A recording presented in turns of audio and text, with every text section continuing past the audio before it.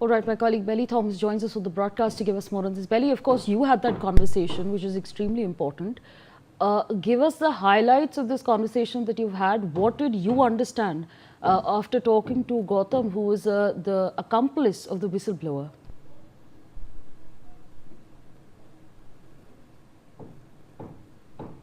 Belly, if you can hear me.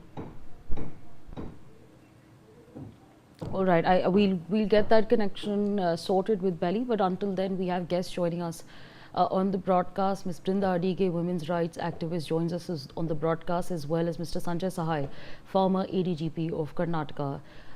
Thank you to the two of you for taking out time and speaking to us. Mr. Sahai, let me come to you over here. How exactly are you seeing the probe taking place? There are, of course, two people who've been arrested so far. What will be some of the fundamental factors that are going to be taken into consideration while doing this investigation? See, primarily the position right now is that most of the details of this case are pretty well known. The CCTV footages for last 2-3 months will throw further light whether this sort of atrocity was happening on a regular basis or not. What I understand that the outsourced company by name Little Scholars, so they would have given it to Manjula, four other ladies, and she got into the act. And she has been running in a manner she has decided to, and might be nannies, or might be means it is for sure that these nannies had no training and there is no capability of handling kids, and they also did not have the frame of mind to do to actually run an institution or run a service of this nature. So broadly that is where it stands, and they have to basically, the whole evidence should be aimed at both the Juvenile Justice Act and the concerned sections of the Bharatiya Nyaya Samhita. So it is how well they tie it together. And both the supervisor, the Little Scholars, and also Capgemini, which I've been repeating over and over again, because their public pronouncements now also, it is something of a manner as if they are totally unconcerned and they are not related to the incident. They are even talking about that the employees are being provided assistance under the employee assistance program, and they are also providing work from home and other facilities as such. So this is broadly where it stands, and the Honorable Home Minister of Karnataka has been talking about various norms under which they work in other countries. Why those norms were not being followed in India? And the whole question of audit, which is being talked about with the Bengaluru City Police with assistance of Labour Department and Child Welfare Department. I think police is not the right agency to do this audit, and the audit has to be done by the concerned department and the regulatory agencies. As far as this particular case is concerned, I think all the digital evidence, which primarily is CCTV, the analysis of CCTV, finding video analytics, stitching it together, statements of the people who were involved, these 4 or 5 caregivers, and what is and how did this come to light? That is equally important as to who shot this video and how did this video come to the list. Sujata, I presume you're talking about, and how did it reach this whistleblower and the whole thing came to light, because that will also throw a huge light on the nature of functioning of that particular institution or that particular creche, and that will help in making the case more solid.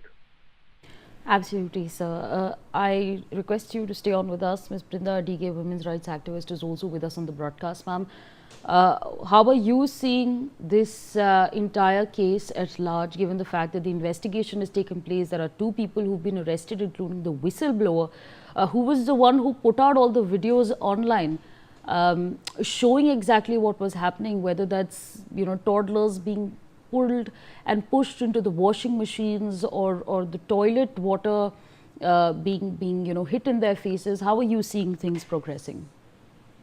Whatever the progress is happening just now is pretty slow, and like Mr. Sahai pointed out, these are employees literally, and the Capgemini gang is telling that they are not their employees, they are outsourced employees. But if you look at the labor laws, even if it is a contract employee, the third party, the parent party is also responsible.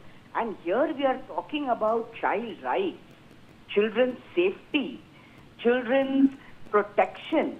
And the main point that now needs to be questioned over here is, Little Scholars has an MOU with who?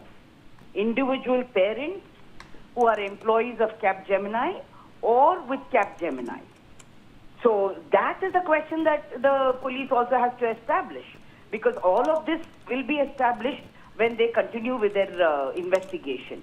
But the question most important to ask is, where was the supervision? Where was the monitoring? Where was your monthly report? So if you have all of these things, and like I pointed out earlier also, Capgemini is a global tech company and it is functioning in some 6-8 countries. There also they have creche facilities.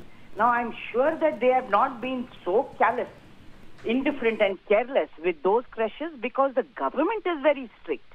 So here it is the attitude, apathetic attitude that now I'm going to get away with it. Nothing going to happen to me. Even now when they are talking as if, they are doing a great favor to their employees who are the parents of the children who have been tortured and traumatized. So probably Capgemini's legal advisors have told them, continue to maintain this evasive third-party aloof stance. But the law is very clear. It does not matter even if you're third party, it is within your premises.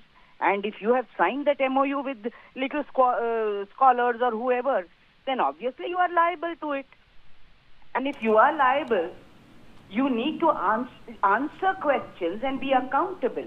Because the first question to be asked by any parent placing their children in the daycare is, who is the main person organizing this, putting up this structure, extending this facility to us?